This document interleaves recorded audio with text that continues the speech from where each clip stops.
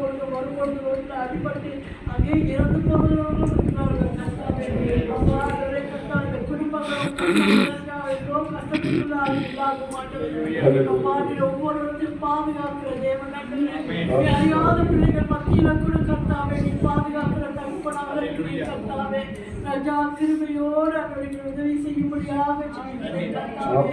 ஆண்டவரே இக்கட்டான சூழ்நிலை இருக்கும் போதெல்லாம் ஆபத்து நேரத்தில் இருக்கும்போது அவரை நோக்கி கூப்பிட சொல்லியிருக்கிறீர் ராஜா. அப்படியாக நோக்கி கூப்பிடுகிற ஒவ்வொரு பிள்ளைகளுக்கும் இறக்கும்படியாக செய்கிறேன் அப்பா. அதே போல கொள்ளை நோய்கள் கொடிய